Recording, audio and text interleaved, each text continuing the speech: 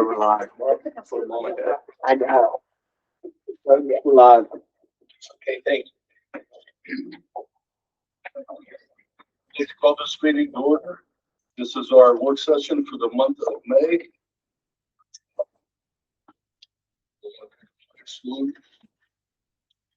Recognition of guests. I'd like to welcome everybody tonight. This is our work session.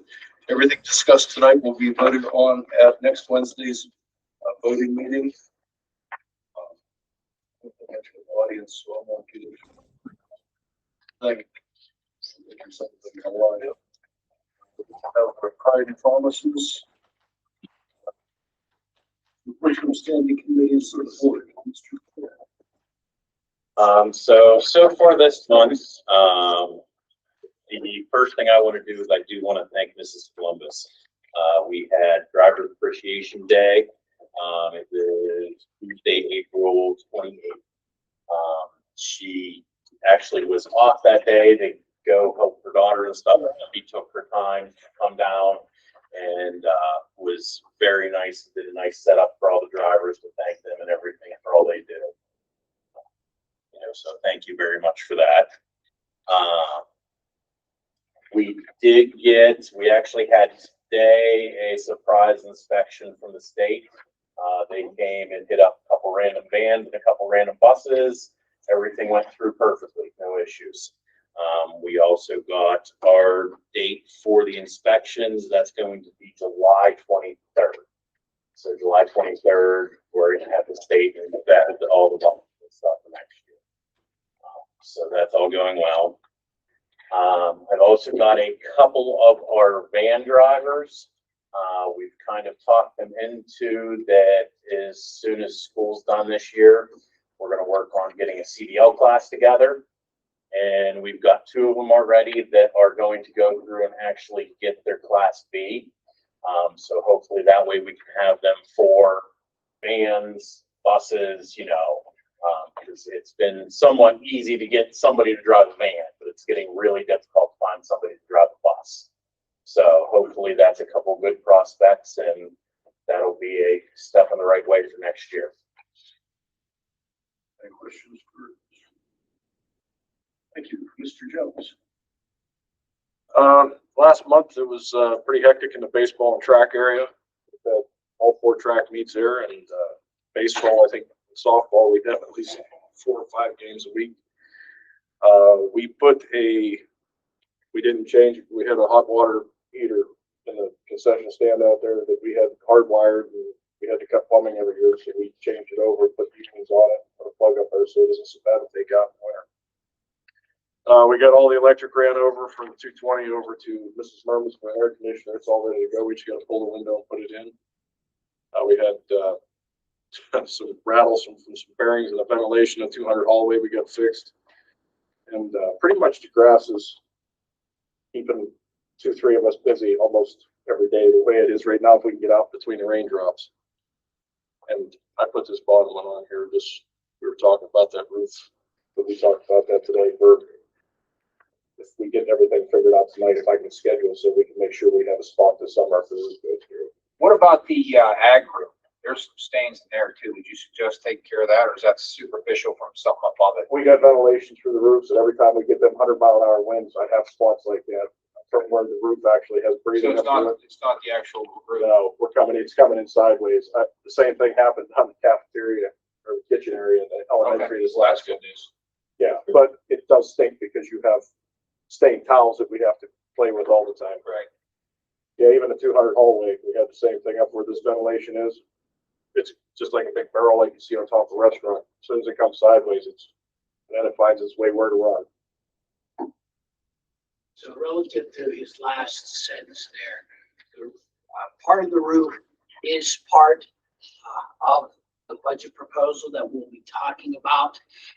And if we have consensus that project is staying in, we need to notify our roofer so we can get on the schedule sooner rather than later. Get it done in the summer and not the fall session. So have that sentence in the back of your head as we go over for creating the budget later in this meeting.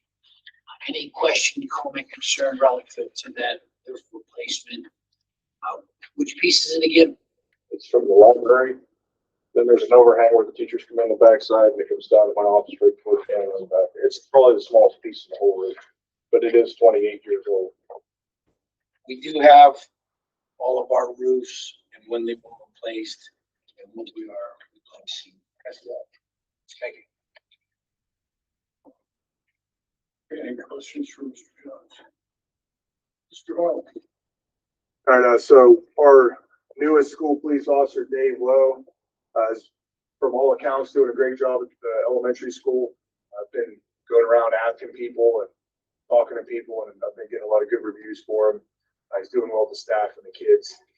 Then actually, I found out via the email, he didn't tell me or anything, but he came in the one day and brought in this ball that the kids were playing with, and it was totally frayed, pieces peeling off, like it looked straight out of Castaway with Tom Hanks.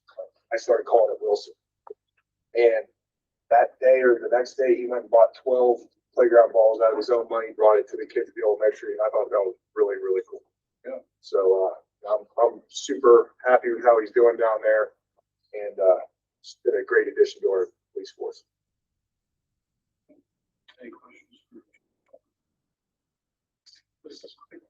Okay, so on the screen, you'll see all of the end of the year programming, but right now we're wrapping up IEPs, working on getting all of the contracts in place, hiring elementary staff.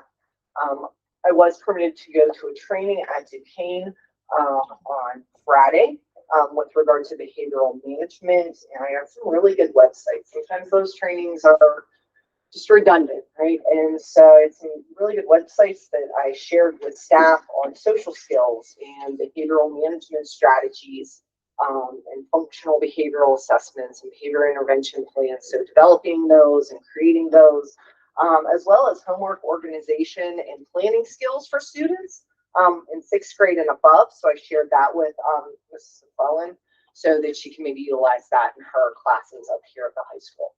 So I was really impressed with the information that I received, and then shared it out with the staff and the counselors and the administrators so that they would have access to it. As far as a program update, Jessica completed 100 evaluations this year. Currently have 108 special education students. We have 60 of those evaluations were initial evals, 5 students qualified, 4 students went to 504s, and 5 students did not qualify. We did 3 504 evaluations where 2 students qualified, and 3 gifted evaluations where 2 students qualified. The 1 student who did not qualify came in from out of state, so that had to be an initial evaluation in Pennsylvania. We did 40 reevaluations. We've dismissed 5 students from special education learning supports, and 6 speech-only students. So we have some students who are making some really great progress and are not showing that they were requiring specially designed instruction. So that's really exciting. Currently have 2 students who are experiencing homelessness, 4 students who are in foster care placed within our district. We talked in previous meetings about enrollments and withdrawals and why is that important, and do we have a lot of transiency within the district? We do not. We have only had 11 enrollments and withdrawals within special education, and you can see those numbers up there. Our IST team at the elementary school, we've had 32 students enrolled. 12 of those students were tested for special education, 4 qualified. 8 were dismissed from IST due to making progress, and 9 have made measurable and notable progress. So again, a very good program that's just showing students are making progress with our interventions. We only have right now 3 students in MTSS for speech because our speech pathologist just came back from maternity leave. So while she was out, we did not do that. That will pick up again next year. With regard to mental health, we still have our wellness program, our Compass program, and Human Service Center. So we have 45 students in those mental health services. We've done 12 threat assessments this year for homicide and suicide. So, looking at students' needs in those areas, and of those 12, 6 of those students have had psychiatric hospitalizations. We still have 1 student in a residential treatment facility, and at the elementary school, we have had CYS come in and check on 23 students. So not all of those reports were made by the school district. They may have been made by outside sources, but they're still coming in to check on our students. So we want to note that. Any questions? But anyhow, I don't think it's that bad. It's not. No, I think it's actually really good. the 2 homeless, is this new carried over? And how do they get out of that situation? Or, what are So I'm working with the families and outside agencies to try and get them out of that situation. And one is new and one is, well, actually both of them are new. The other one is not. So It's a doubled up situation. they're in doubled up situations. So, Explain what that term is. so what that means is they are living with a family member or a friend. They are not currently living in a residential home independently. but they're not in their car?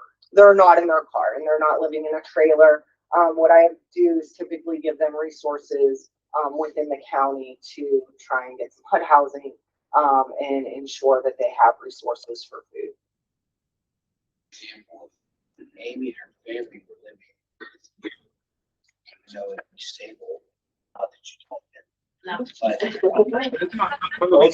that would be considered doubled up, and she'd be homeless. Her kids would qualify automatically for free and reduced lunch. So typically, we do think of homeless as like they're sleeping on the sidewalk. Right. That's not necessarily the case. They all have homes. We're just making sure that they can maybe get back into stable housing outside of the living situation they're in. Okay, I'm just curious. Any other questions for Mr. Clayton? Good evening, everybody. It's testing season, as everybody knows. Just want to thank Mr. Nimmo for coming in and helping with the NOCTI. We had 16 seniors go through that test this past month. Obviously, the PSSA is online. We did a day in school SAT where we offer that to the current juniors. I think about 25 took advantage of that so they could take the SAT actually during the school day. Got the Keystone exams next week, and we're currently in the middle of the AP exams. So after next week, we'll be on the backward slide of tests, but that's been taken up obviously a lot of time here during the school day. 26, 27 student and teacher schedules are completed.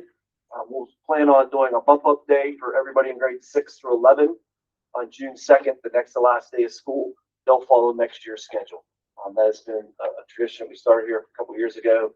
I think the students and teachers both enjoy seeing what their classes will be next year before they leave for the summer. 6th grade's also visiting before that day on another day to get transition and oriented into the high school on Friday, May 29th. I got the report, that third bullet from the University of Pittsburgh, and I figured I would share it with you because I think it's got a lot of benefits and information you should hear.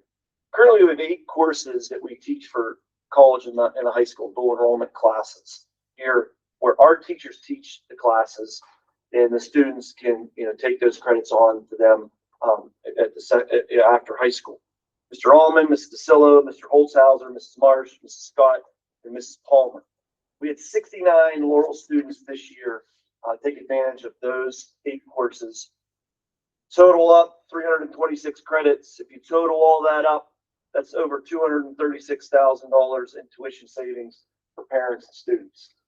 As a parent of a recent graduate, my daughter was able to take 26 credits to YSU, and YSU accepted all 26 credits. So just wanted to throw that out. This is what we're currently doing here at Laurel, and we had a number of students take advantage of just University of Pittsburgh. We also have an agreement with Seton Hill. I don't have that data exactly, like data, so we have actually more than just those numbers.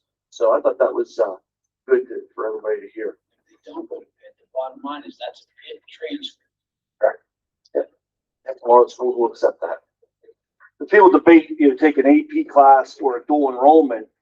AP, you can take the class, but if you don't score the 3, 4, or 5 on the AP test, that credit's not going to go anywhere. So you pay the $300 tuition for the University of Pitt or Seton Hill class. You get the grade. That's once again, that's what Mr. Rich said. That's a Pitt or Seton Hill transfer. So I always try to encourage the dual enrollment over the AP. Tractor day. Once again, told all the students they had to wrap up by 7:50 and be in the school by 8. I didn't say one word. They were all in by 8 o'clock. Couldn't have asked for a better senior class as far as leadership for Tractor Day. And then new tradition, they want to start this. Pizza Joe's in Croton, the Allison family, purchased pizza for all the seniors. So we had the seniors here on that Thursday for Tractor Day. They stayed through lunch. Mr. Jones had tables and so forth out there for them. They ate their pizza and then they were on their way, and then the prom the next day. So if we can continue that tradition and she wants to do that, shout out to the Allison family for making that purchase for all the seniors. We had the Grand March, we had the prom. Once again, with all the Laurel students there, it was a big success. And then these next 3 bullets are all athletic achievements in our spring sports. The girls track team won the section. That's the second straight year for Coach McKissick and the girls. They competed in the WPL championship yesterday and finished 3rd in the whole WPL. And one clarification that I always tell people about track is there's only 2 classifications in track, unlike a lot of sports where there's 6 or 4. So Laurel competed against Quaker Valley, Burrell, and North Catholic yesterday in the WPL championship. If you know anything about those 3 schools, they're much bigger than Laurel. If there was just even 3 classifications and it was just single, double, or triple, we're probably WPL champ in track, but that's not the way track does it. So we finished 3rd. We lost to North Catholic came in 1st, Quaker Valley came in 2nd, and they're probably graduating 70 more girls per grade than us. So it was a good showing by Coach McKissick and the girls. Then Coach Garraway and the girls softball team won the section, got past the Shannick this year. In the playoffs, we'll find out who we play in the playoffs. I think the Whitfield meeting is Friday, so we'll know those will start next week in the playoffs. And then Coach Burks and the boys were co-section champs. They actually tied with Neshannock for the section. So we'll find out baseball playoffs, and those will start probably next Wednesday or Thursday for baseball as well. That made me go back and look at all of our sports. That next to last bullet, we have 12 varsity sports this year, and we had 5 of those 12 win a section or share a section title. That's a pretty darn good year, I would say, for our varsity sports this year. And then academically, we'll have the Academy Awards that I call it on Wednesday, May 20th. Parents of the kids that are getting awards have been notified. One of the parents or family members here in the building Wednesday, May 20th, like we typically do. And I think that'll be on our YouTube channel too for anybody that can't make it. So. Any questions for Mr. Lee? And then lastly, Mrs. Bessel put at your seat the invitation for commencement. So. Mrs. Thomas. Good evening. Our April attendance actually increased in both the elementary and the high school this month, which is pretty good considering that we still have students who are getting sick. I'm going to speak for both buildings. I was impressed with the attendance that we had for PSSAs. We had very little makeups. We had a couple grade levels that we had 0 makeups for, but they were all there. So that was pretty impressive. We had our school-wide positive behavior evaluation. IU came on April 15th. They went to the elementary and to the high school. There's different tiers of intervention that you do. We got a 97% at tier 1, 100 at tier 2, and 100 at tier 3. So we did very well in both buildings. Academic gains. Mrs. Lennox took 6 students from the elementary and 2 from the middle high school to the national academic games. They did very well. Our 6 in the elementary were in grades 5th and 6th. Our 2 in the high school were a seventh grader and a 9th grader. I have a list here. Elementary, they were against almost 200 other players at the same time. We have teams that took 4th during the academic games. Elementary, they tied for 5th in section C in linguistics. Middle school, team placed 6th. Propaganda finals, Trisha Hauser took 3rd place at nationals overall, and her team that she was on took 1st place. And we had I can always say her name, Adamant, how do I say her name? Ligarakis? Dee Dee. She goes by Dee Dee. I can't say her first name. Dee Dee Ligarakis took 7th place overall, and her team that she competed on took 9th place. So they did extremely well. Shout out to the advisors. Kelly Jones worked with the students all the way up to in elementary, up to her maternity leave, and still was involved during her maternity leave, constantly on the phone checking on them. Kristen Klingerman helped a lot with that, and then Mrs. Lennox helped and went down with them. So they did very well in it. The Addams Family, we talked about the musical, and we told you about how we had closeouts all nights that we sold out. But they were nominated for 6 awards in the Mancini Awards. I have a list here. Best choreography execution, best costume design, best ensemble, best lighting design, best scenic design, and best musical. They're on different levels, so it's on a budget 2 level, but the ceremony's on May 17th. So hopefully we'll win some awards at the Mancini's. I don't think we've got that too often. No, we didn't participate in the Mancini's under the previous director. Yeah.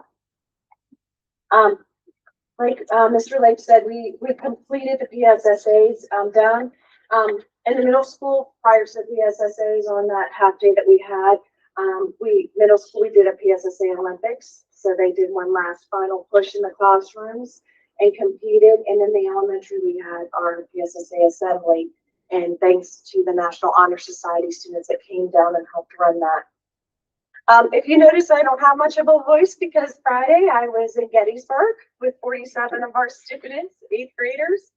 At one point in time, I sent Mr. Lake and Mr. Rich a text message, and I'm like, how do you know you're from Laurel?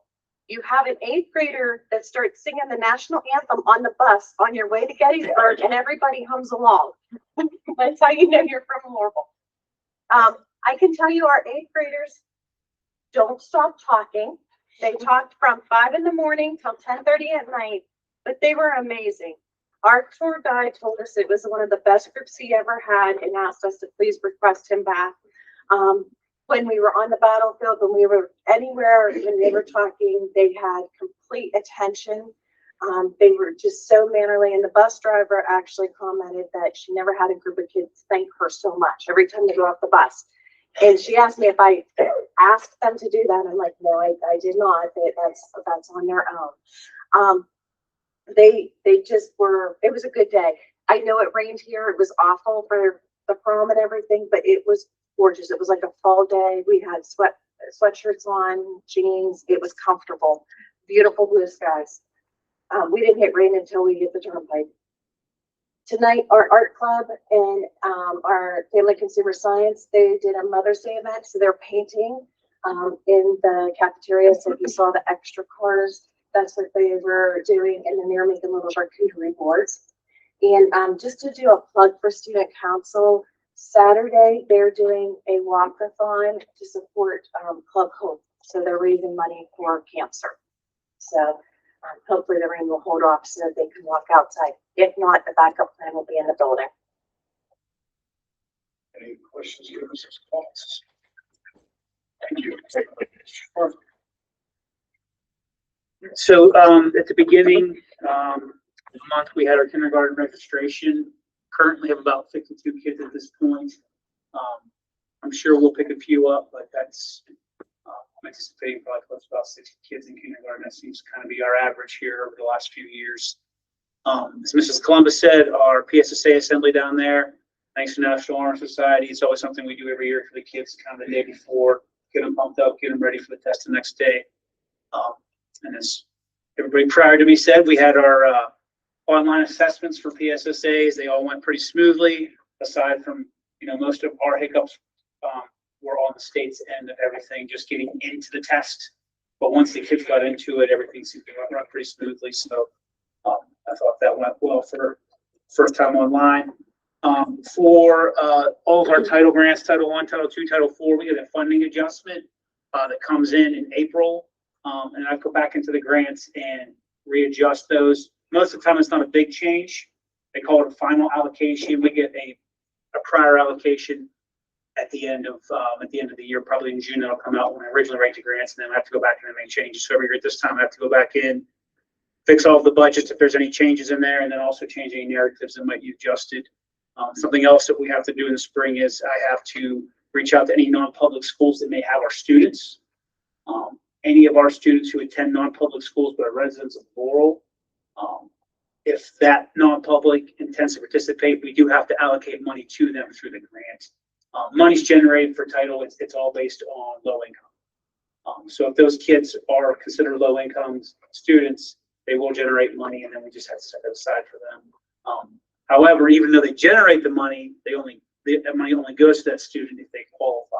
So that's the way that the title grants run. Money's generated by low income, but you can only award to students who qualify through your benchmark assessments that show you through intervention. And then, as Mrs. Columbus said, we had a great representation at nationals for academic games. That's the largest group of elementary students that we've sent since I've been at the elementary, and they represented us well. So I'm very excited about how that's been growing over the last few years. And then at this point, planning for end of the year activities with PTO, from our field trips to our mega party, Olympics, all those fun things we do this last month.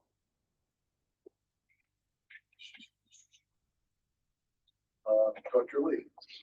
All right, just a couple things. Everybody spoke to the testing, so I'm not going to, but I do want to speak to DRC. DRC is the company that the state contracts out for to run the tests, and their issues weren't just in Pennsylvania, but they were nationwide. They're a company out of Minnesota, and just putting it quite blank, just being candid, they just didn't have enough server space. They were just trying to be cheap. They didn't beef it up. Might be the same company that ran the Leering Center up there.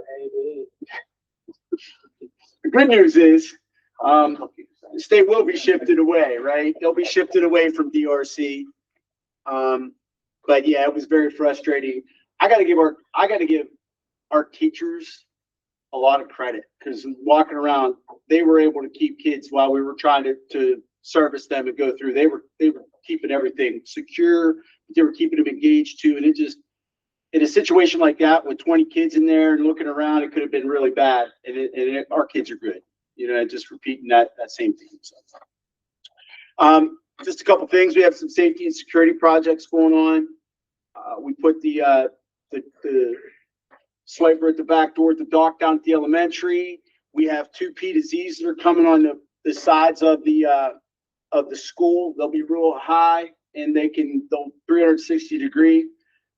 That's part of our grant, our PCCD grant. And then we also had an RFP that went through to do the front end of the camera system that we received, and we have a recommendation for you guys for next week.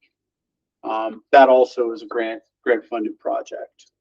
Other than that, just planning for summer projects. We've been coordinating, and just want to hit the ground running, because literally the day the teachers leave, we get started just like the custodians, which is crazy when you see things getting torn down, but clock starts ticking. Lastly, we had 107 tickets. First response was 3 hours and 3 minutes. Ticket resolution 2 days in 15 hours. Any questions for me? Thank you. Mr. Carter. We're going to keep. Jen and I referenced documents at your seat. first one, we're gonna do 2 nights here of a budget, okay? Tonight, we're gonna do some spreadsheet work. Next week, you're gonna get the traditional slideshow.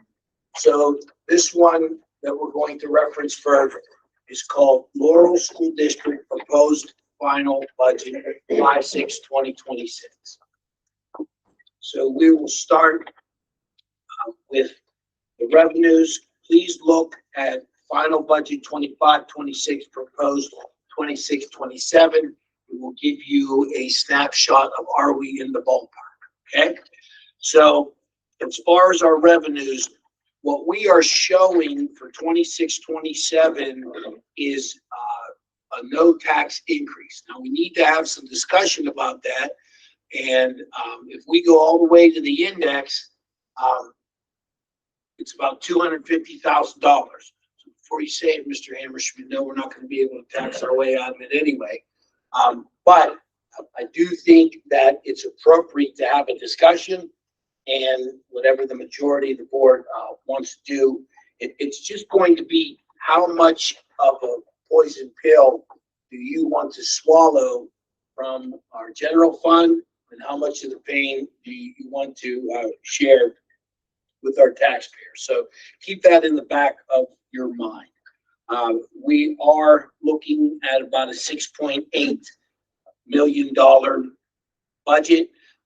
We are looking at total local revenues approximately $7,500 less than last year. And primarily that's due to less special ed tuition students. So we're making, in previous past years, we have had more students from other schools paid for our services. It might be in life skills or something like that. But when those revenue, all other revenues are pretty much the same. Those revenues are a little bit less. And as noted there, tax increase of about $250,000 would bring that proposed revenue locally from 6.8 to about $7 million. We are expecting about 13.1 million from the state. Now within that, there is a $50,000 of ready to learn money. When it says small increase in our basic ed, this level up funding, our increase, on now, $14,000. So we're going to get an additional $14,000 from the state. Again, that's based on ADM and poverty. We're going down in ADM and we're going down in poverty. So that doesn't help us. And also, we are getting some additional special ed funds from the state, again, another $8,500. So we're getting less than $25,000 in additional funds from the state of Pennsylvania. Our federal funds, keep something in mind. We just went through all this testing. All this testing is compliance with the Every Student Succeeds Act, right? So, but look at the federal government's contribution. $250,000. So for $250,000, they drive all this anxiety and nonsense. Very, very, very powerful end of our budget. Very, very, very small financial portion of our budget. All right, so the next portion and where the rubber meets the road is with salary and benefits. So let's look there. As far as expenditures, total salaries are about $9.2 million. That's less than a 2% total increase. We have 2 retirements, which we'll be replacing with lower salaries, and this budget does reflect the cut of 1 admin position. Well, if you're spending smaller numbers on your salaries, well, then there's going to be small increases in FICA. There's going to be small increases in PSERS. If you look at our health insurance, our rates went up 9.46%, which is good, but we're only budgeting a less than 8% increase because we're insuring less people. Our HSA payments are going up a small amount. I want you to make a mental note. Right now, we pay about 67% of whatever the IRS minimum is in the health savings account. you need to make a mental note that this needs to be a negotiations item. All right? I don't believe that it was ever intended that we fund in whole or in part the HSA forever. The purpose of the HSA is to educate the consumer and put monies away. Every dollar that an employee puts in their HSA is one pre-tax. All right? And if they spend it appropriately, every dollar they put in has the power of spending $1.2 because it's a pre-tax dollar. So I would say that part of your negotiation strategy in the future not only needs to be concerned about who you're insuring, i.e. employees versus retirees, but also GLP-1s. And I would also put in there graduate decreases relative to contributions towards your health savings account. Here's the thing, I'm mentioning these things now because everything when you deficit spend, your fund balance becomes less. And unless you get ahead of these things, your fund balance is going to go to zero. Continuing then, dental insurance, vision, life insurance, those are rather small. Look at the bottom where it says total expenditure, salary, benefits, and like. So again, if we're spending $20 million, 17 million is just in salary and benefits. 3/4 of your monies is in salary and benefits. This is where you have your budgetary controls. Is in positions, is in compensation and contracts. So that's the most important thing that you do for your fiscal health is how you pay your people and how many people do you pay. Okay, next is the bond payment. So you can see the bond payment remains about 1.2 million, and we'll come back to that in another part of our presentation because I know the question is, well, when we pay that off, how's that going to impact our fund balance, et cetera? What will our fund balance be? Our utilities will be about $290,000. Now, you see a decrease in cyber tuition. We do have some that are hopefully returning. We do have some that are graduating, and also the state has lowered what cyber charter schools can cost. So we're a little aggressive there, predicting a decrease. Even that being said, that's another. If you look at total expenses, that's another bond payment to cyber tuition. That's another almost 20% of our budget. So before we talk about anything else, salary, benefits, utilities, you've spent 80% of your budget. So when we actually get to, again, the state of Laurel items, whether you put it in or put it out, that's a small impact on the budget. So what I'm telling you is I don't think we should be penny wise and pound foolish in our state of Laurel items. We should have a roof that doesn't leak, for example. I think that's good money that's spent. We should have bleachers that are not a safety hazard to our elderly. I think that's a good expenditure. The last portion that I want to go there, Jen, could you take me through remaining revenue from total budgeted expenditures? So after though 82% of our budget is spent, we still have just under 1.5 million to cover over 4 million in expenses. So in that 4 million is, like Mr. Rich alluded to, the state of Laurel items. Most of those are capital expenditures. There's the roof at 300,000, the bleachers at 215. We have a PA system in the elementary for 60. I mean, it's in addition to all of those things, there's gas for the buses. There's I'm trying to think, salt for the water softeners, like all of the things that we still are going to have to pay for. We really need gas and salt. Yeah. Those are just two that came to mind. So we're projecting, unfortunately, a pretty sizable deficit, even over last year. Now, we do conservatively budget for our revenues every year. We always do. And we aggressively budget for our expenditures. That's just been, kind of I guess, how to do it for, school budgeting. That being said, it does always look worse on paper. However, we're getting to the point where we're creeping up on actually spending a lot of this.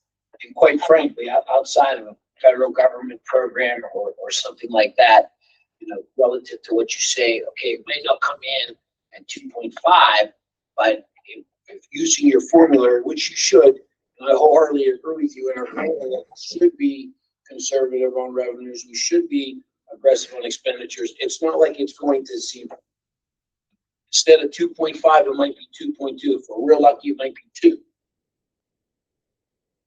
So, now this is our proposal, which we noted does not include the tax increase, which would mitigate a little bit of our deficit there.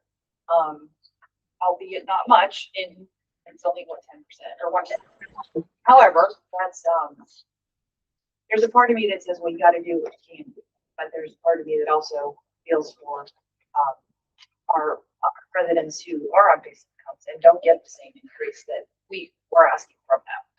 However, I was at one of the PASBO conference presentations that I was at. I was reminded that, you know, everybody chose to live here in Laurel, and when their children were in school, there was someone in their same boat that they're in now that went ahead of them and paid here either.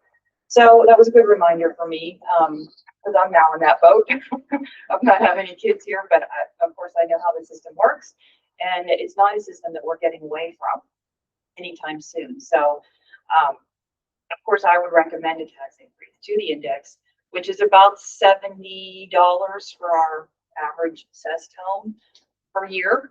But I agree. I mean, I understand that that's not chump change to some of us. So that's our kind of our summary of where we are right now. We will, like Mr. Richard alluded to, we'll go through the whole presentation with you next week and go into some more detail. This is just some of the bigger, larger areas. On the flip side, or actually it's on your second page, Mr. Kessel asked us to put together kind of an illustration of how long our fund balance would last. So we did that with some very, very round estimated numbers. And that you can see that at the end of 25-26, we're hoping to have 5.6 million in our fund balance. We have 6.6 in it currently. And by the end of, well, excuse me, by the year 29-30, we're going to be upside down. We're going to be borrowing to get through that. That's the top half, and that assumes no tax increase for any of those years as well. The two lines kind of separated by themselves underneath that is another illustration showing if we had a 10% increase in our expenses and then a 10% decrease.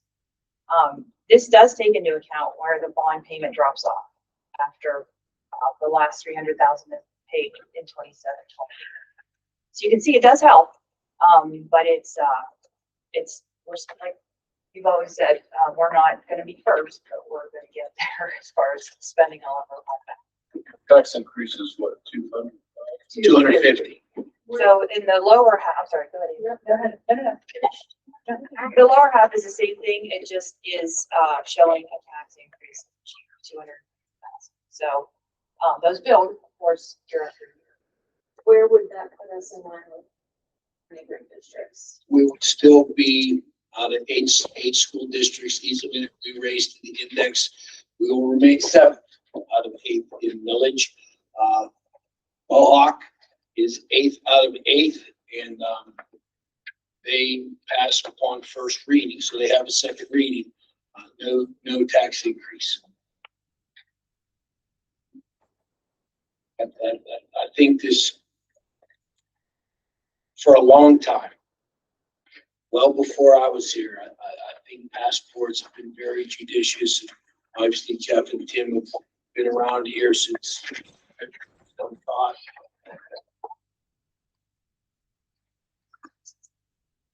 There's a always been extreme consideration given.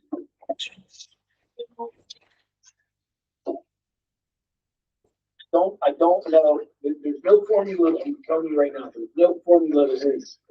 That's the problem. What do you want me to cut? What do you want us to look at? You want $1 million? You want $1 million cut. That's 7.5 years. We're not gonna get there. Cutting support position relative to comment I always make, after you spend salaries, benefits, and utilities, we're not getting there cutting crayons. So, and I'll let other districts speak for themselves, but, another district looking at $3.5 to $4 million shortfall in their budget. They had a number of retirees that they are not replacing regardless of need. There was administrative plan put forth for furloughs. That was, the furloughs were voted down.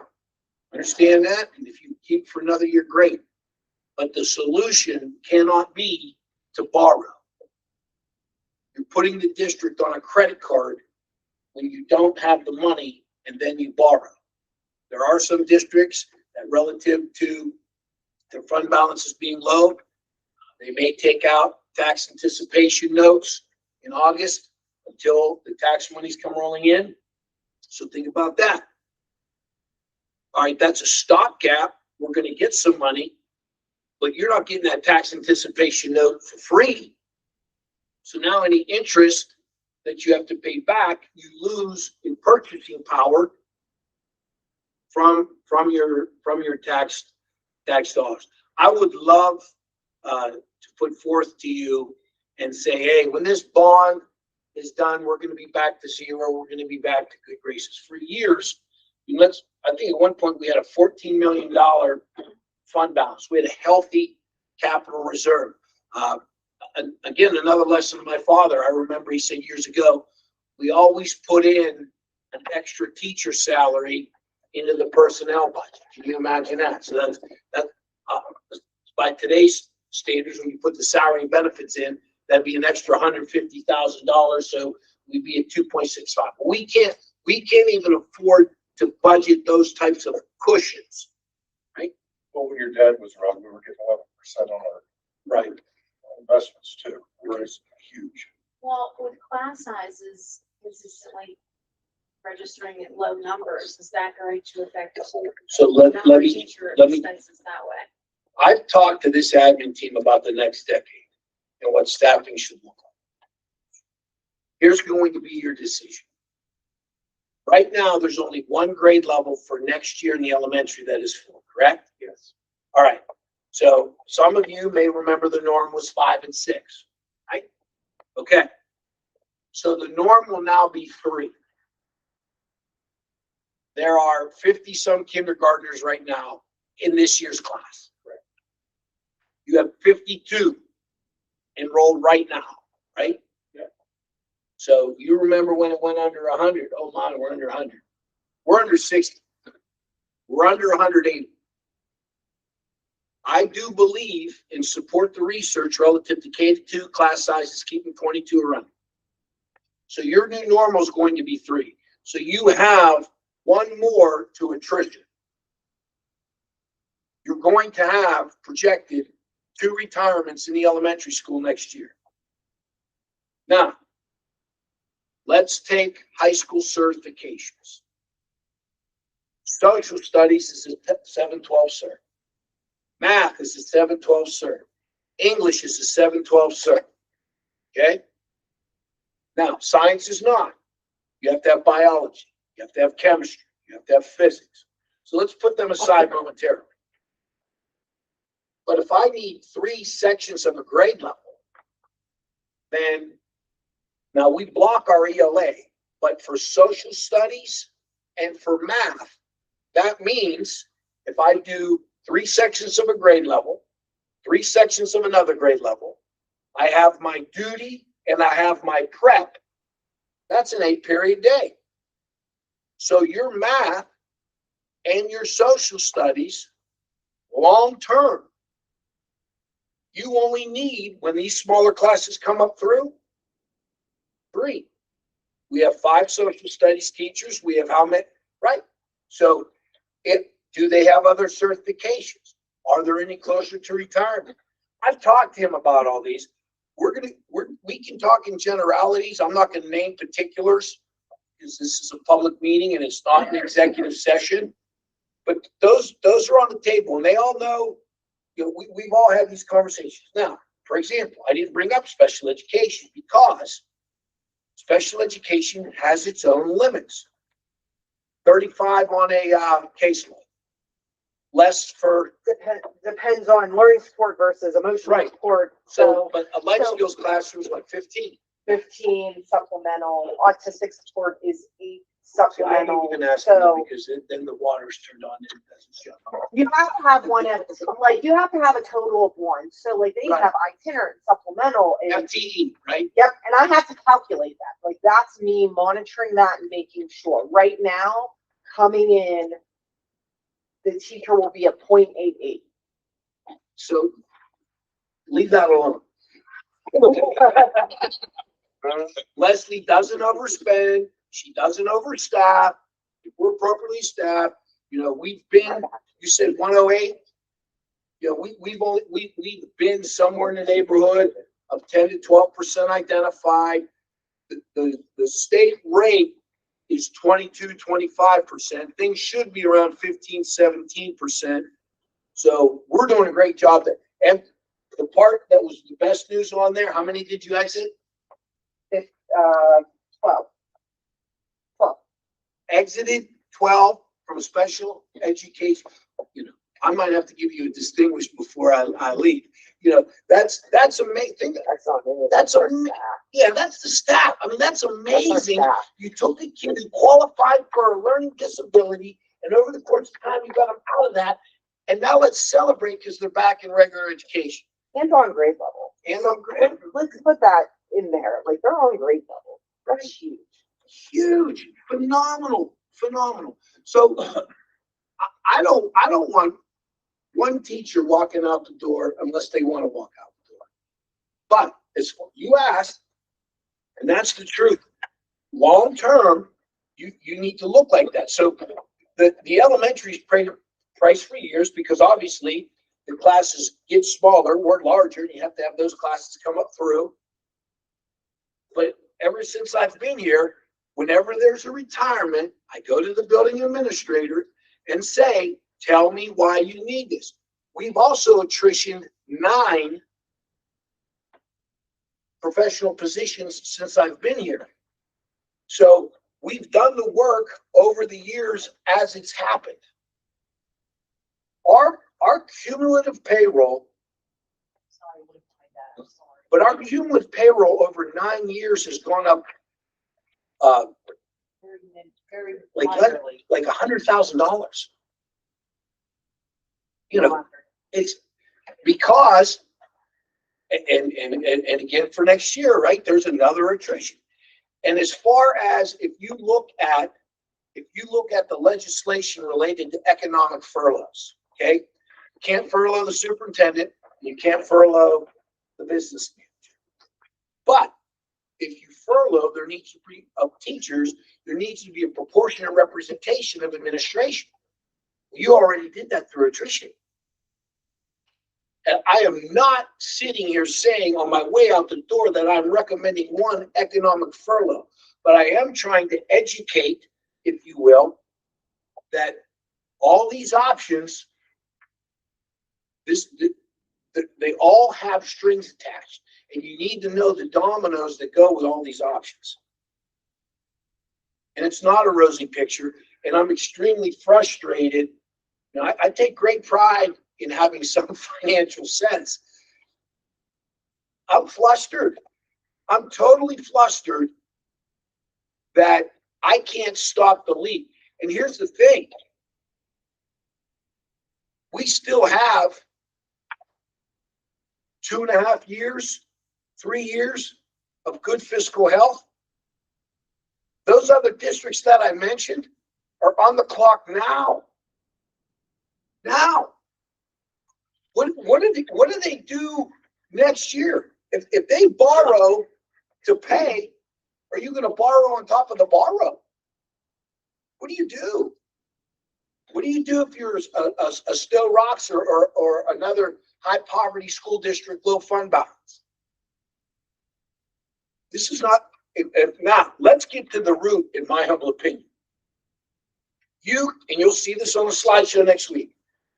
You can't take any household bill that you had and you signed up for it and it was 6 to 8%. All of a sudden, the provider said, you know what? You have to have this utility, but instead of an 8% assessment, I'm going to make it 34%. So that's a 400% increase. Pension used to be about an 8% assessment. Okay. I can remember in the not too distant past where a family plan was, oh my goodness, can you believe a family plan's $20,000?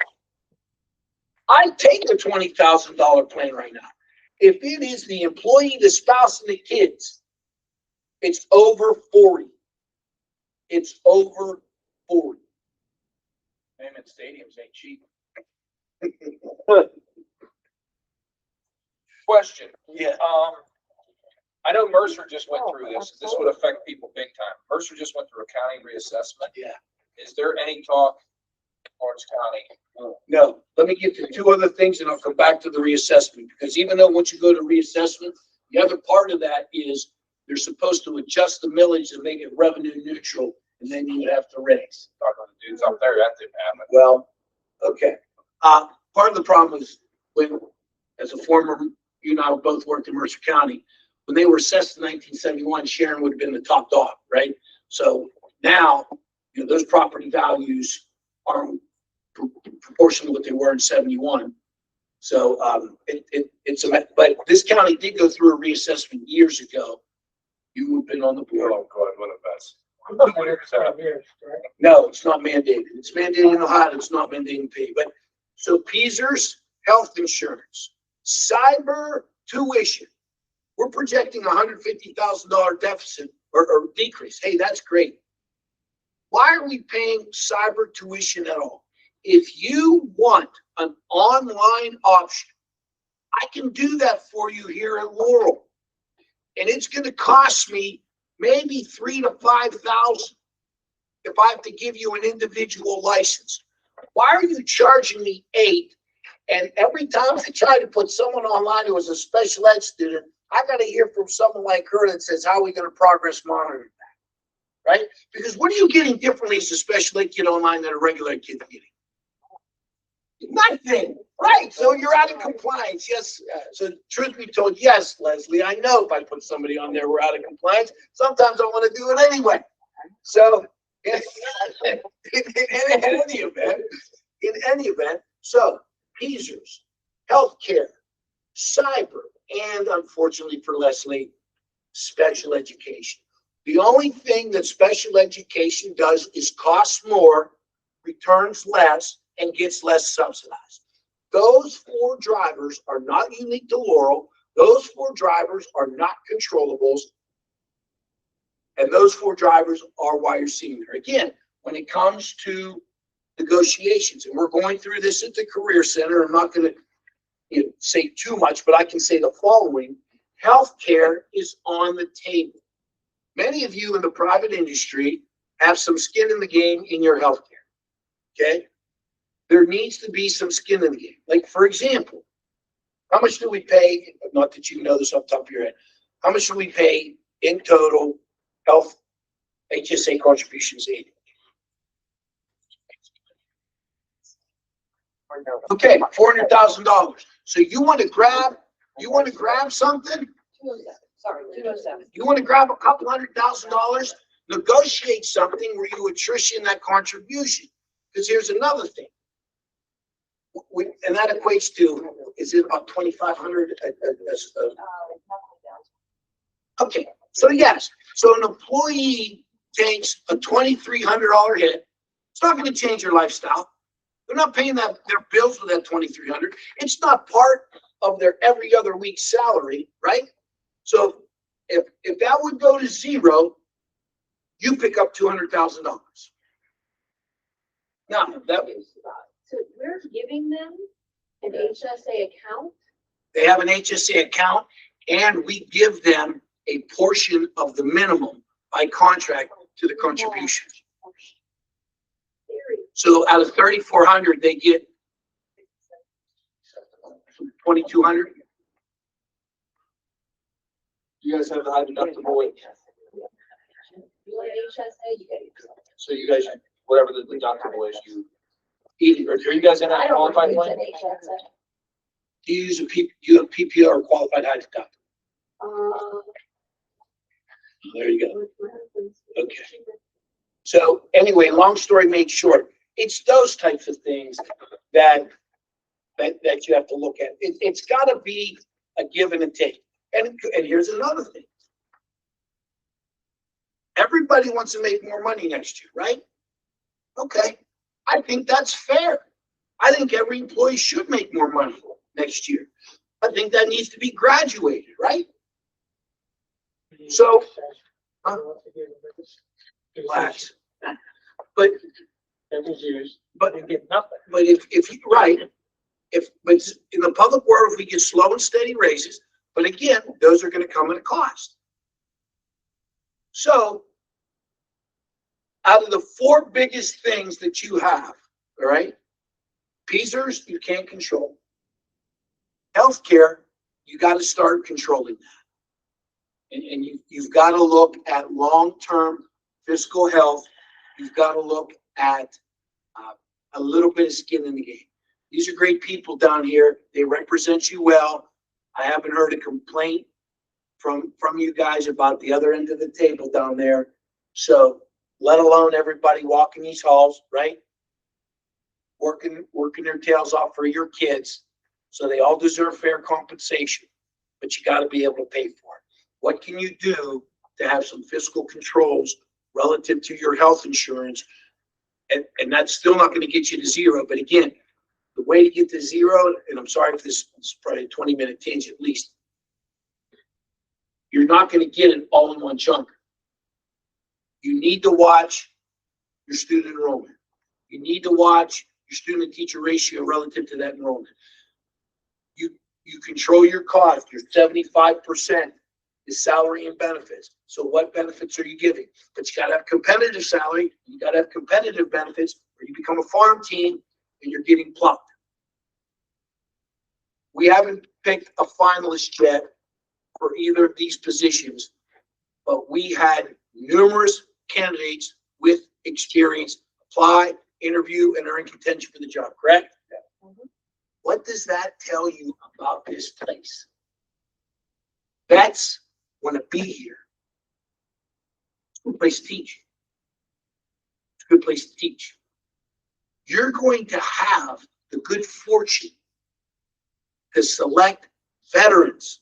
Nothing against 22-year-olds. But were you better at your job when you were 22? Or are you better at your job now with a little bit of experience under your belt? So, you know, we're looking forward to those things. So didn't intend this last 20 minutes to Just one comment on the HS. Yeah. The health care. I mean, it sounds like we gave away the farm, but when we did that back then, we actually saved $200,000. $200,000 right off the top in our premiums. And so that's exponential. So it was a good move at the time. Well, yeah, because they had that Cadillac tax or some crap that come along with it. Was going to kill us. But yeah, now when you look back at it. And everybody, Elwood is with that labor management group, but the other schools are all in MIU4. The other schools are all qualified high deductible. The other schools all have HSA. New Capsule's negotiating right now. The CTC's negotiating right now. I don't know individual proposals, but I do know we had a countywide healthcare strategy meeting, if you will, in the summer. Several county schools showed up, and we all talked about what we thought were good ideas, where were fair to the employees. I'm sure that fair can be contentious, who thinks what is fair, but fair to the employees, keeping with good coverage, but also fair to the schools that we can pay for it, and who's going to be up and who's next and who's coming in 2 years. So what I'm telling you is when it comes your turn, you're not going to be out of line by asking those questions. When's their contract up? 28th. So out of this $4,000, we can cut. What is it? Do we have a list of what is in that? I mean, the roof, In the 4 million. The state of Laurel. yeah, state. I just And I wrote don't down the think it's bigger tonight. I things. was just curious. How about we email that out? I just have the bigger things, yeah, which is. I mean, I don't see anything on there that you can cut. That's good. No, there's no difference cutters in there. You want people to fall down the steps? Want the roof to leak? Umbrellas are cheap. What? Umbrellas are cheap. There you go, Rich. Buckets. Buckets and umbrellas. Just like the old days. It's really our country school. Okay, Freeze in the winter and burn up in the summer. we're voting on first reading next week.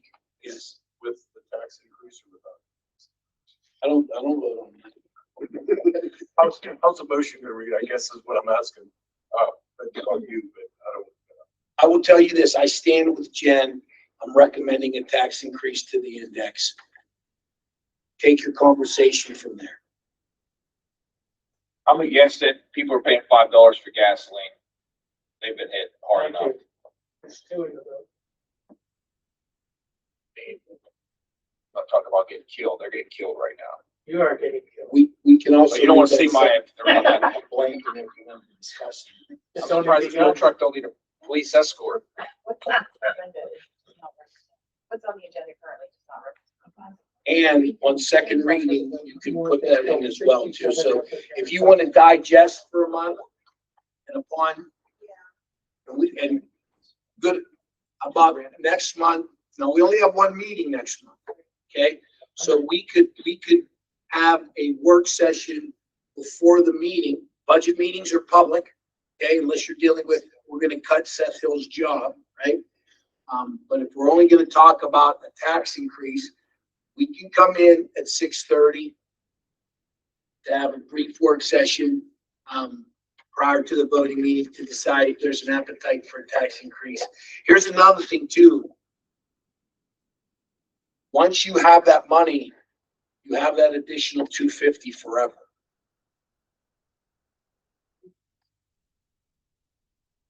I know it's a tough pill to swallow, and I'm not big throw on a tax increase. I just don't know. I know. Do you go with the small one now, or do you wait and have to do something? I'm of the opinion, do it, you do it, because if you do it halfway, all the community hears is a tax increase anyway. So if you're gonna do it, do it. Oh, yeah. John, I'm just trying to be on the, just so I know, what will the concrete number pulled from the fund balance be from last year to this year? Okay. Until June 30th hits, actually until October, no, end of September hits, when we have everything that's been approved, Okay. paid for this current year. That's what I'll know. What was a year ago? What would we pull? So the 24, 25, what did we pull out of our fund balance?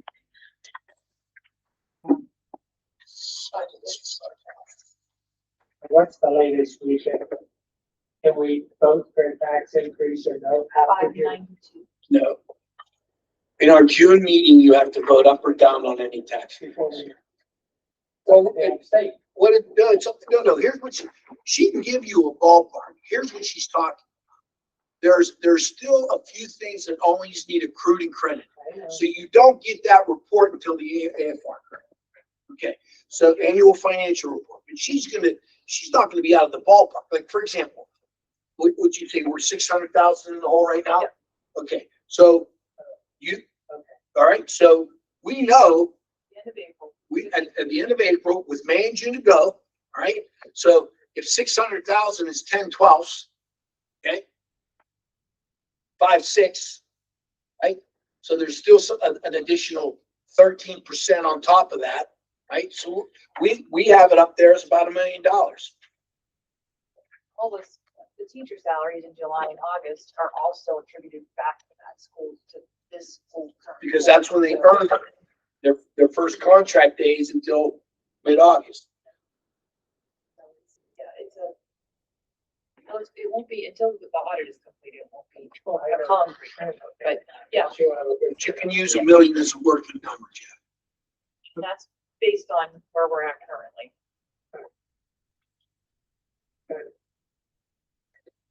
Now, not that anything makes sense with our state, but let's say that they have a large increase in tax revenues, which is coming because inflation's gonna ramp up and they're gonna, it's 6% on whatever the price is. So when the price of things go up, the 6% value goes up. Do they usually, or they just come up with some other program to below? They spend, if you look at Josh Shapiro's latest budget, he's 6 billion upside down relative to his expenditures versus his revenues.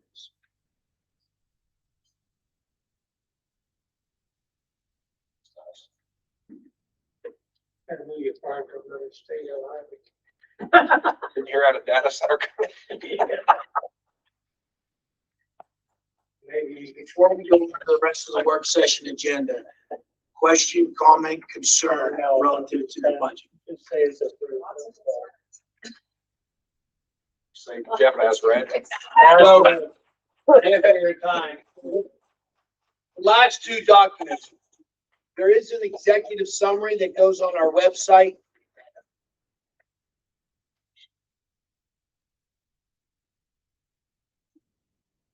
Go ahead, Jen. I'm just gonna say, this is a format that was developed before I arrived here. It's kind of a layperson's summary, budget at a glance kind of document. So, I tried to continue that along the same lines as a while back. Those are all on board docs, but we'll also add them in the section of our website. And then your last, superintendent savings. Over the course of my tenure, it has saved the district over $700,000. Spend less. Take 700,000 out of the fund balance, have we not done what we did as together?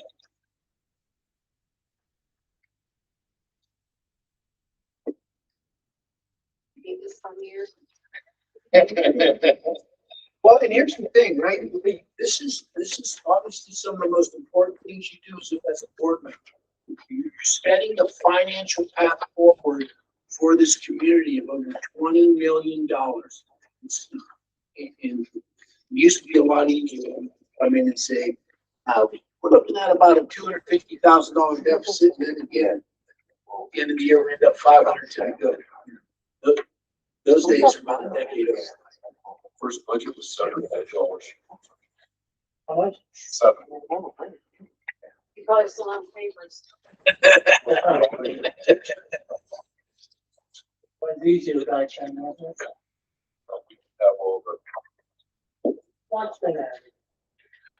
So I say the following, Jeff, relative to that. Well, yeah. So when you went to school, maybe you heard the following: reading, writing, arithmetic, reading, writing, arithmetic. I'm still of the age, I started kindergarten in the 75, 76 school year. I'm still the age, we gotta stick to the fundamentals. They got another fundamentals. Well, we'll get to reading, writing, arithmetic right after. We're now feeding them, right? If our guidance counselors are enough, let me show you our outpatient counseling services, right? They don't have clothes, we'll get you clothes. You don't have a house, Leslie's gotta go to a meeting, figure out where you're gonna live. I mean, it is so much, we get to education at some point, and that's supposed to be our primary responsibility.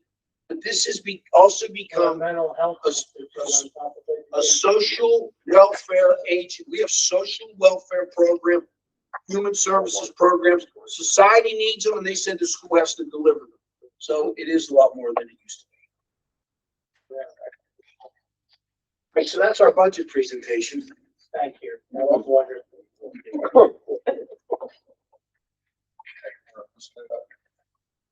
Ready to go get a drink? We're gonna try and get through the rest of this quickly.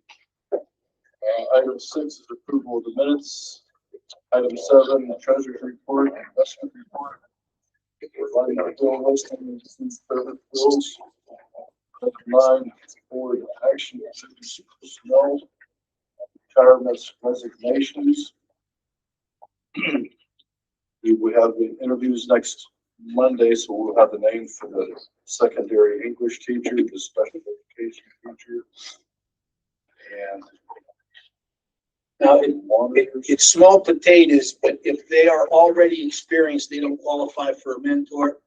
But we do have those mentors down just in case we go with someone with no experience. So those might come off the agenda if they're experienced. I'm gonna give you an example though of what do you do? Okay, let's look at F, right? So our former vocational tutor is now the confidential secretary of the superintendent, learning to be the PIMS administrator. So you have it open. Right now, Mr. Blake's the principal, okay? Has there been a purpose to the vocational agriculture tutor? Definitely. Okay, here's to the board. Purpose versus price. This is $22,000 salary, users, blah, blah, blah.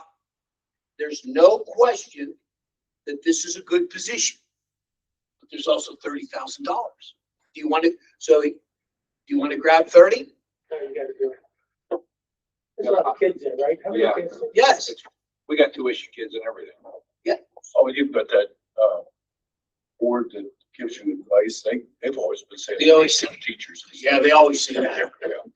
Yeah, you're supposed to pay the- Well, okay, so this is a great discussion. So let's build on that, okay?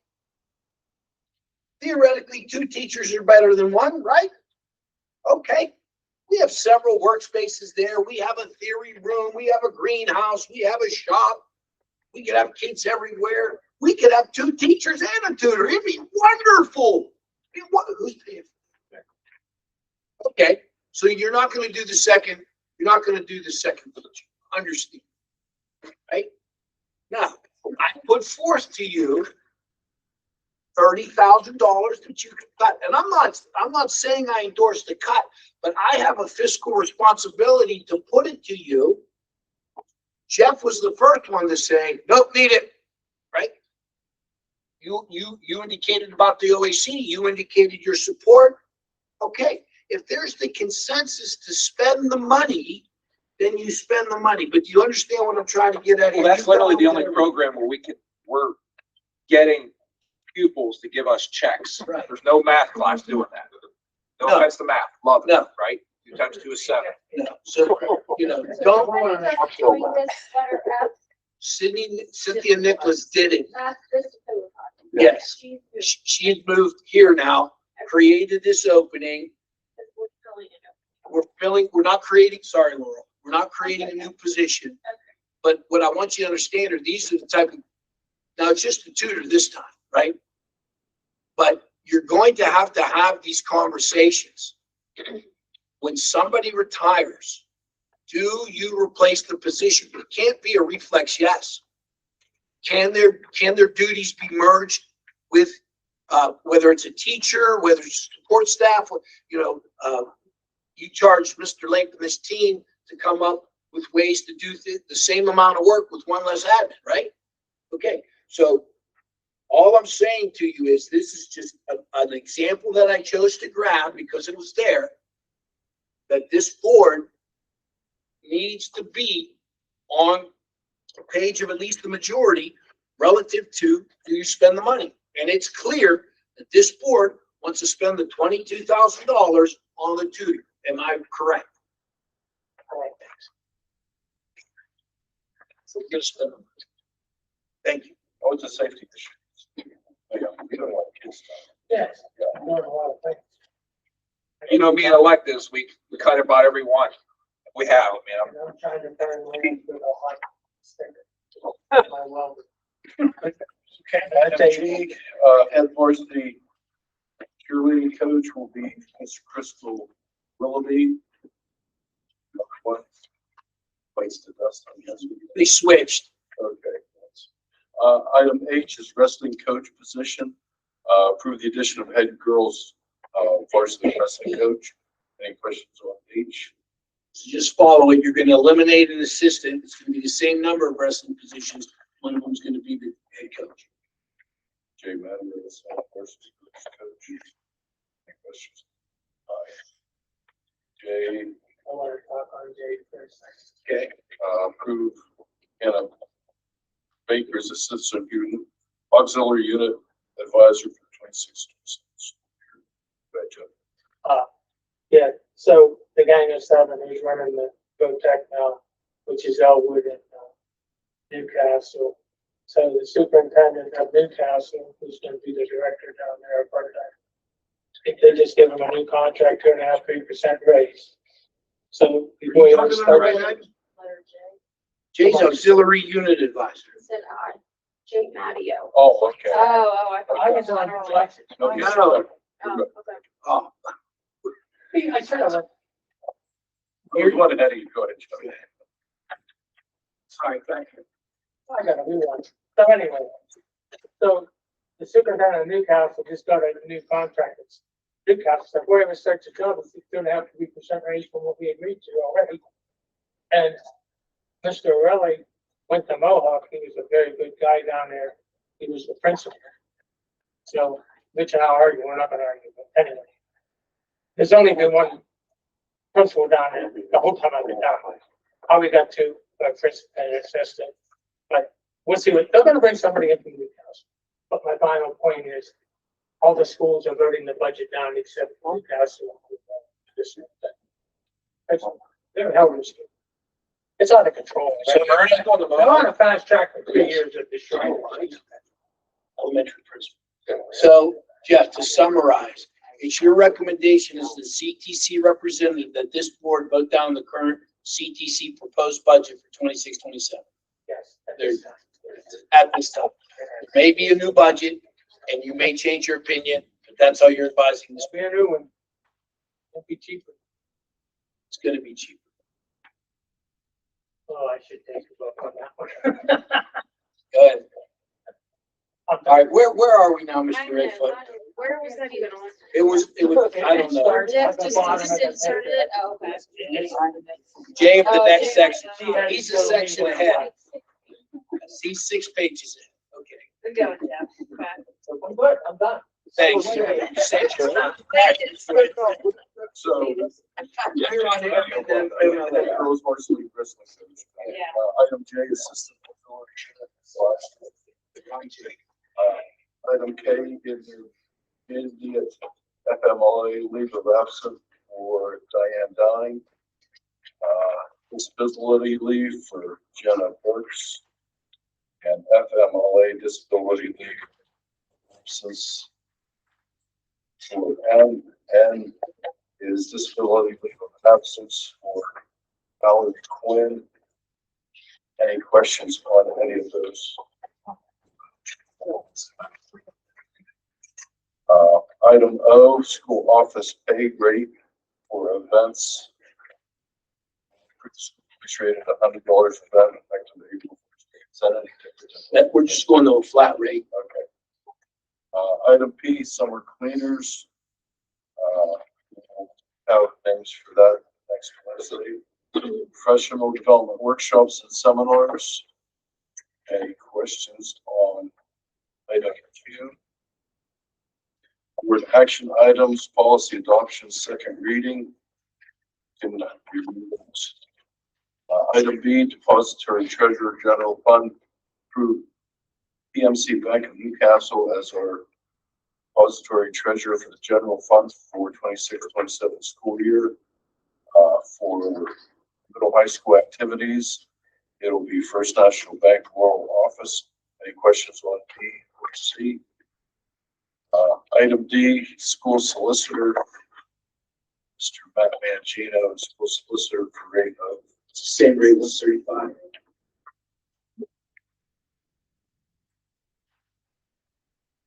any discussion on it? Item E, advertising for the 26-27, advertise for bids over 24 or 500.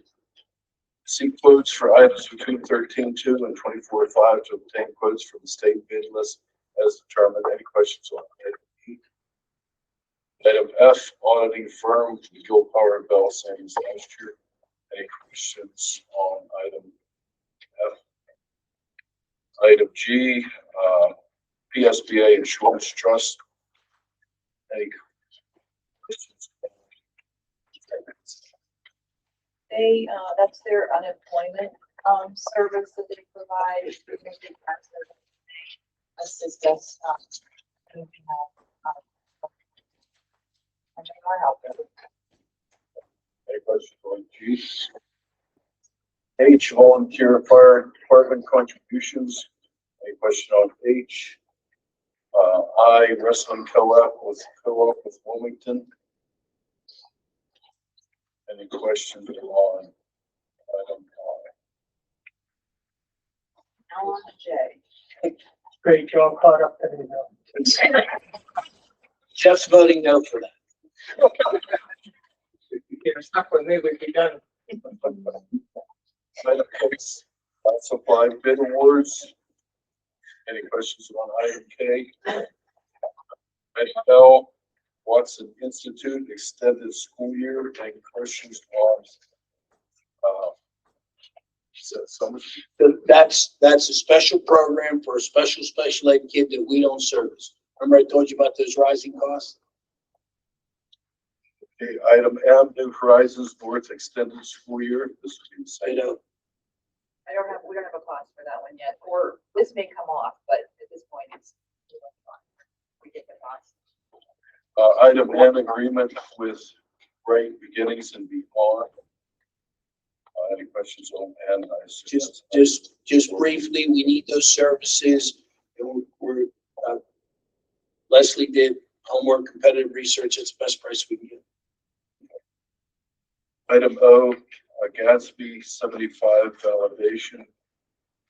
Any questions on? O? Gatsby. That's a service that we've paid for 2 years, for, that's come in and do an actuarial evaluation of our, as part of one of the accounting board regulated report on that as part of our audit. So, it's for the next 2 year cycle. Item P, agreement with JDS Fitness and Sports Performance, rate of $1,333.33 a month, period of July through June 2027. Any questions on item P? And it's not a lot, right?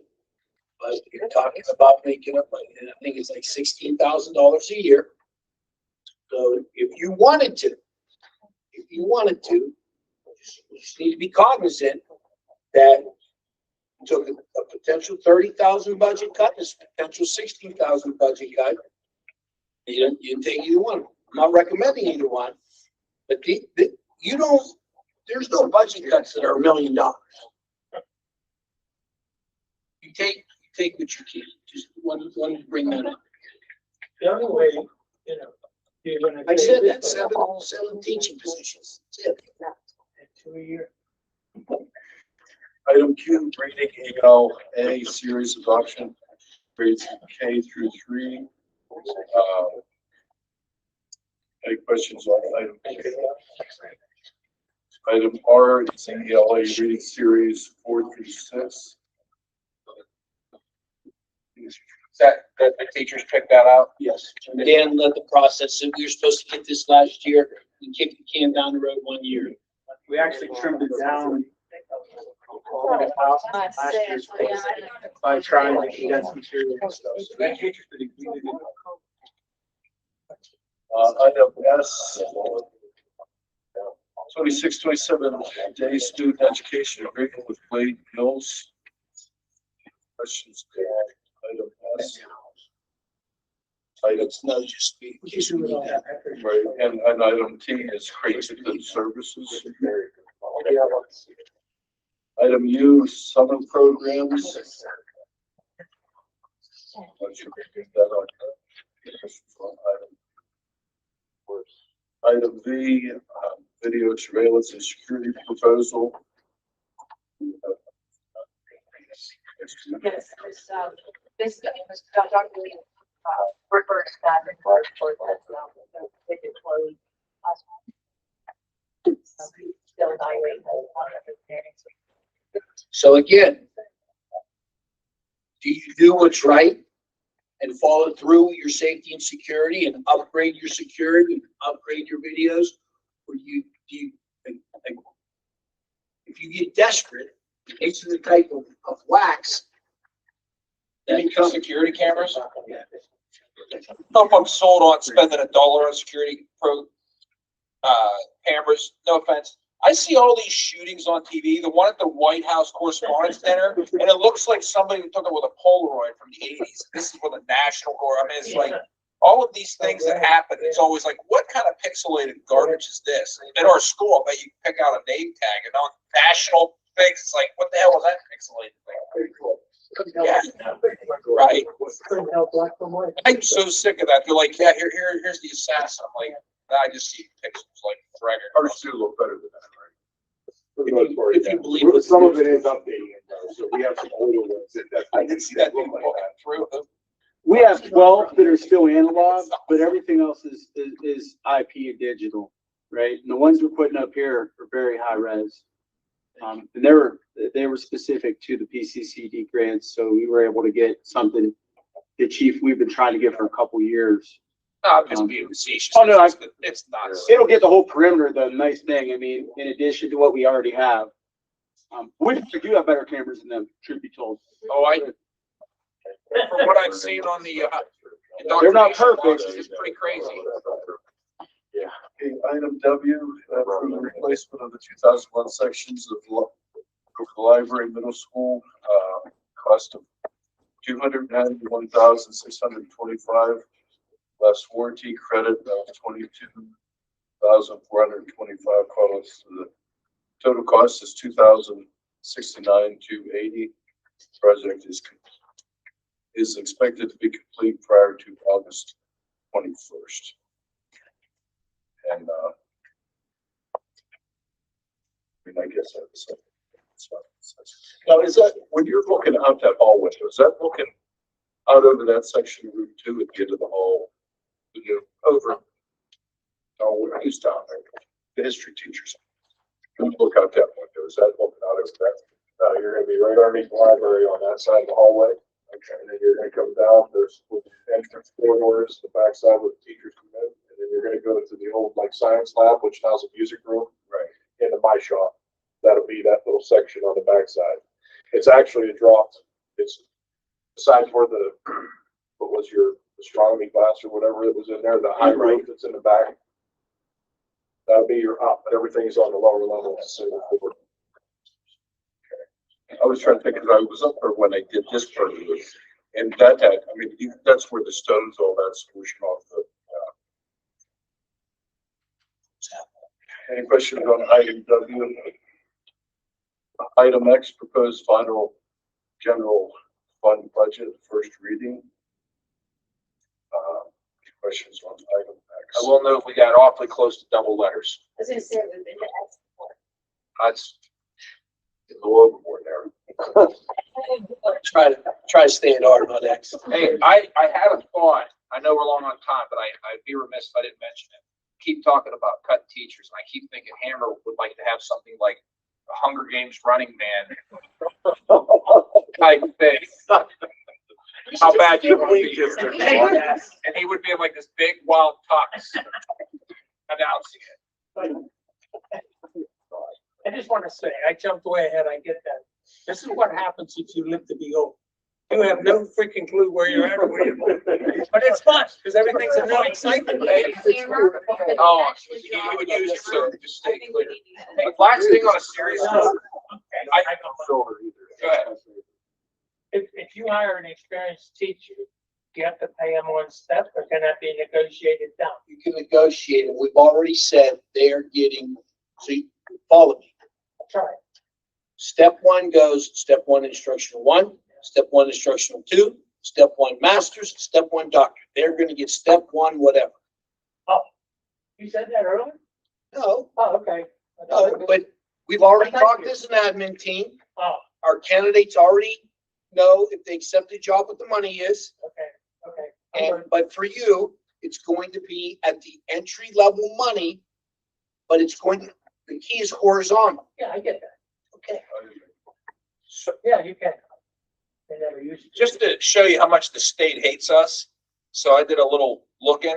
The state in the last 6 years has averaged an increase of revenue of 5.5% a year. And our average take at the district level goes up about 1.5% a year. So that makes a lot of sense, right? They're taking in almost 4 times as much, you know, as far as a return. That's If you lived insane. in Philadelphia, you'd be making out. I mean, somebody's getting it. Yeah. I mean, but I didn't think it would be that wide of a spread. I mean, I don't know how they save face. I mean, they just all hate us. I mean, there's no excuse for that. 5.5% annual return increase in state income, or state revenues. They're giving districts 1.5. The state wants to take every school over. Hell to the no, they don't. You don't think so? No, absolutely not. They mess it up. I had a question.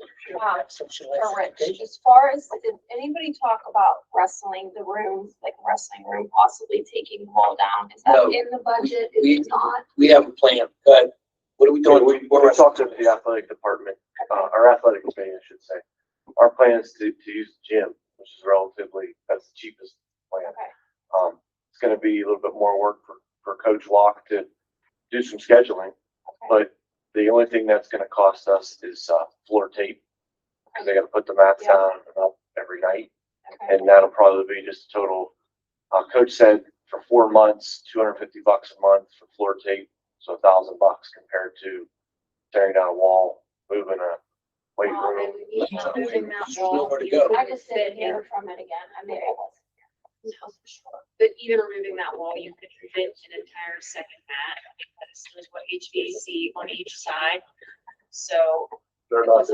We talked, there was We measured a lot of stuff. yeah, I'm sure. I just, when I saw the wrestling stuff on there, I was like, oh, I need to ask about that. we talked at the athletic committee meeting, there was 5 options. Okay. Cheapest one is them using the gym. I know that's not maybe what coaches want to hear. Yeah. But that's the, Coach was fine with it, yeah. well, I mean, yeah, Ventilation will definitely not be an issue. correct. There's gonna be some tough weeks until games start. When, you know, when basketball's playing away, that makes it a little bit easier. Those first initial weeks of winter sports, it's gonna be difficult. We still have middle school volleyball going on until the 1st of December, but we're gonna have to just get creative. Well, when we merge with Shenango, wrestling practice can be in the Shrek. Did you say Plain Grove, Washington Township? No, they put it on the mat to get the mats together. Oh. That's the mat it tape. doesn't go on. Yeah, it just, the little part goes on the floor to keep the mat there, but Yeah. they have to, because the mats are separate pieces, Right. they have to tape them together. Is there anything else for the board to see when we are gonna have a short executive session? Mr. Rich, you want to make sure that, is Mr. Jones gonna go ahead with the roof and the bleachers Yes, for now? Make phone calls, get some Yes. schedule, and see what we can do. because there's a 6-month lead time on the bleachers, and we gotta get the roofer scheduled, so I did talk to Darwin about the roof. I mean, and he said he had a window, but he wants us, you know, he's kind of like, are we doing it or we not doing it? I'm like, I'll tell him to put me in the books. That's all I need to do. we're the books on both eyes. Okay, for the executive session, we just really need Mr. Lake.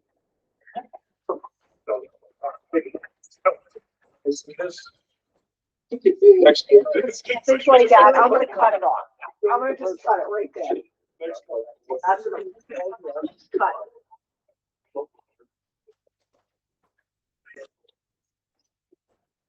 You see how big his neck is? Fine, long enough. Bye. Have a good night. Huh?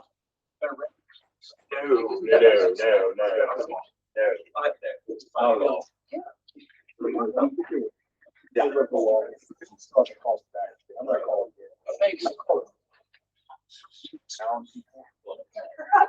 He wants to publish these terms. So when you gave me that price, when you gave me that price, I can't believe it's such a great cost of the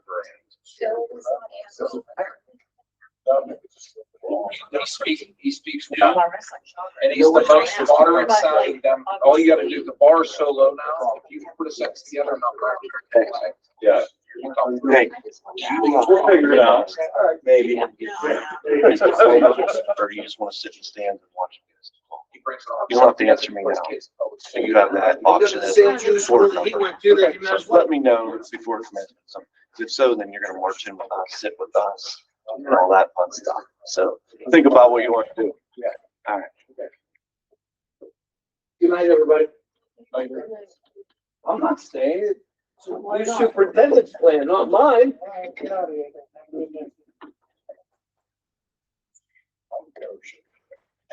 I don't get to tell them that many more times.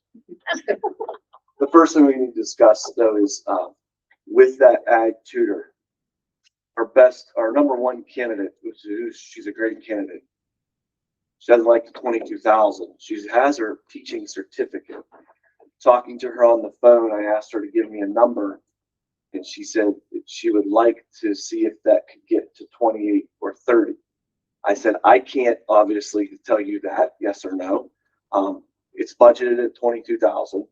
I said I'd bring it to you guys to see if you would be willing to do that. Now, there's a couple of things to think about is we just hired another tutor for Mr. Wypack recently, just past year, and that person is getting 22,000. So I'll leave that out there on the table. I did not get back to her, obviously. I told her that I would present that. So here's what I've seen from dealing with the ag department is if we are able to get value, like what's a new teacher cost us 150,000 or something like Pennies and so forth, yeah. Okay. So if we have a candidate that is going to be more than a babysitter, okay, or a best friend of these students, you know what I mean? Someone that is going to come in, maybe has an ag background, a teaching certificate. I mean, I know, you have to toe the line kind of with the union because you can't cover new material, right? She can't be out there teaching a lesson. But if someone has an ag background and a teaching certificate, I mean, I don't know. Me and electives, we're just so understaffed. We have X number of tuitions. I don't know. Then what could you give her? As far as her actually supplementing, like, so taking since she has it, what's she actually doing right now? She's a Head Start in Mercer County.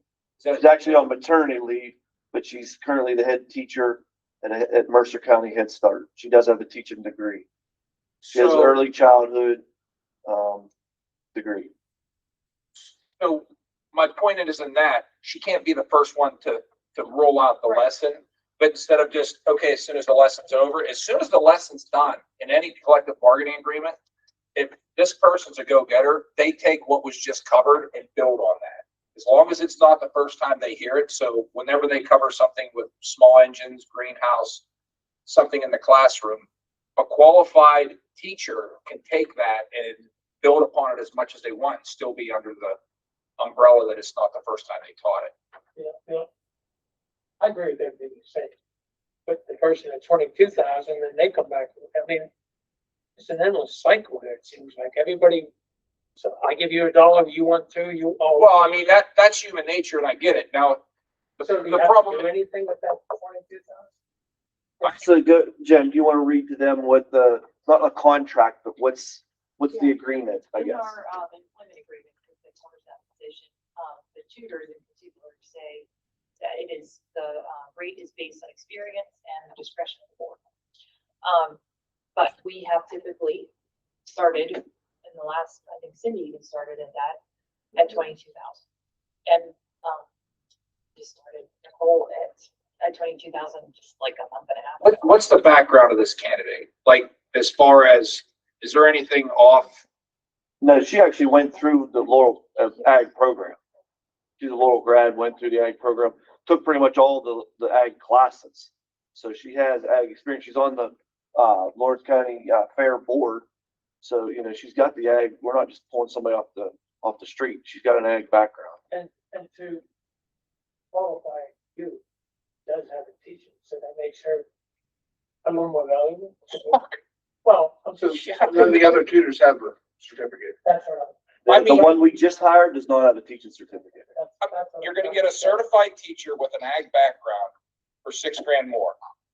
I'm just saying. No, and I'm not saying you're arguing with me. I'm just saying like on the surface, that's a $150,000 position. We're getting an ag. And I would imagine the backup, so let's say that we said, no, we're hard 22. This person says, hey, I can't take a haircut. I don't know what she's making at Head Start or whatever. I think if she gets 28 or 30 from us, I think that's close, and she doesn't have to do the drive. It's probably a little bit more than that. Right. And then the backup, let's say we have the backup. They have an ag. A second candidate? Yeah. We had 5 apply, 2 pulled out, 1 never called me back, so that left 2 to interview. So our top candidate and our second candidate, who's a current aide in the building, when Mrs. Palmer and I told her the job description of the ag tutor, and one of the things that they do is drive the vans on multiple field trips. I'm not comfortable doing that. So your answer is, I don't really have one. I'm biased because that ag program to me is like, I just don't want no problem with the 22,000, but if that person has a teaching degree, that thing is going to, right? My first idea is to go to 26, but Whatever. so I went to 26, which I was. What's she asking? Yeah, you sound like my dad at That she the, get 28 or 30. Listen, she's gonna have better benefits here than where she No. is at. There's no benefits with this. Oh, She doesn't need them because she's on her husband, but there's no benefits with with the tutor positions. It's just straight salary. That way they pay into Peasers, correct? yeah, oh, yeah. Yeah. So Where are you? So it's a part-time position? School year. school year, yeah. She gets 3 sick days, 1 personal day. I know. We're just running out of money fast. Well, I know, but I mean, it is, even if I went to 26, you're talking chump change between that. I mean, 28 would probably feel better up to 30, The but. way you think about it. But it doesn't matter to me. Well, really, you could, I You're mean, getting a teacher and a tutor for 28. I felt like 28, because I mean, 22 to 30 is a jump. If she'd settled for 28, she told me 28 to 30. I said, I'll see what I can do. that would be reasonable to me. Yeah, I'd see if she'd go with 28 if she will. do you think she's worth $6,000 over the next best one? you don't have I a don't, second. I would say we don't have them next battle plan. That's what you're talking about. You're paying attention more. All right, 20, let's do 28. take it or leave it. I mean, if she's offering to take it, and shit, I would take it. Yeah. That has to be a better job than Head Start. Just the people above it. Yeah. Not the kids, you could deal with them, it's the parents. That shit crazy. What's, topic dose or is that it? I sent that email. If anybody has any questions, after they looked at it. What other increases in wages are we Yeah. looking at that's gonna be in the budget? If you look at the proposed duties and responsibilities, I met with the whole administrative staff here. And if you look at it, the largest part of redistributing is actually going to go to the AD and the assistant AD. So Kenny is scheduled in the budget to make 41,500 and Cindy's at 8. That's without any of these additions. I'd like to compensate them a little bit more. If I could get Kenny to 44, that's $2,500 additional, and Cindy to 9,500, that's 15, total of 4,000 more. I think that you're throwing money and you're giving them more compensation. I think they'd be satisfied with that. And I'm related to Kenny well on that, so no surprise. But he says that Wesley is the nightmare of all of it, because it's individual, I guess. And now he's got girls Wesley. Yeah, we're adding another sport. And so, he tells me, I don't pay that much attention. What the other, because Mohawk just went full-time. Mohawk is in mid-60s plus Okay. benefits. Okay. So that person's costing you over 100,000 at Mohawk, 1 AD, no assistant.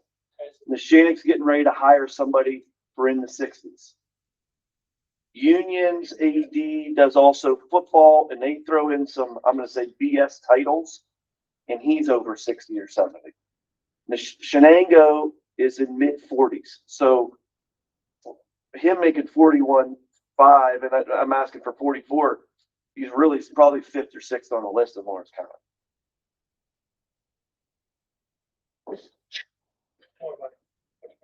And what about, Well, Dr. Lee?